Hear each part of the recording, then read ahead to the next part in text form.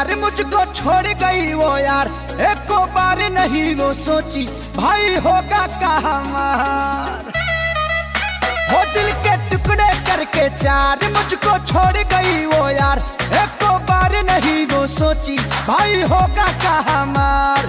कम में उसके जाने का हम पैक लड़ाएंगे, पहला प्यार भुलाना है दूसरी बताएंगे। ओके ओके ओके ओके पहला प्यार भुलाना है दूसरी बताएंगे।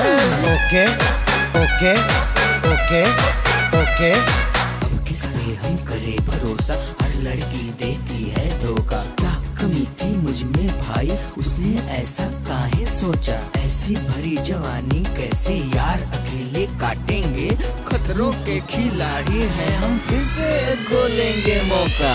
सारा माल खर्चा करा के ड्रेस पे, कर दिए काउंट मेरा जीरो बैलेंस पे।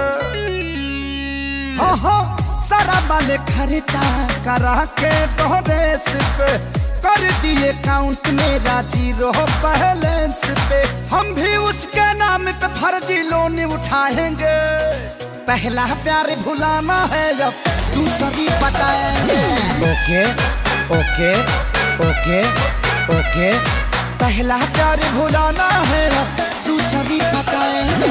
ओके ओके ओके ओके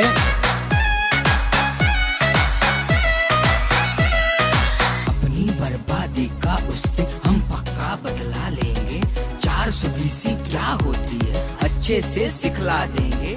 पैसे के चक्कर में उसने मुर्गा कोई फंसा लिया, उससे अच्छी कोई पटा के हम उसको दिखला देंगे। महंगा पड़ेगा पंगा सोनू खेसारी से, जाई के सलाह लेंगे तिवारी से।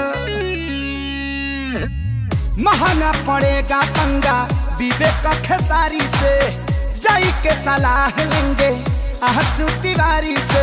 चिड़िया पक्का फंसेगी ऐसा जाल बिछाएंगे, पहला प्यार भुलाना है अब दूसरी बताएंगे। ओके ओके ओके ओके पहला प्यार भुलाना है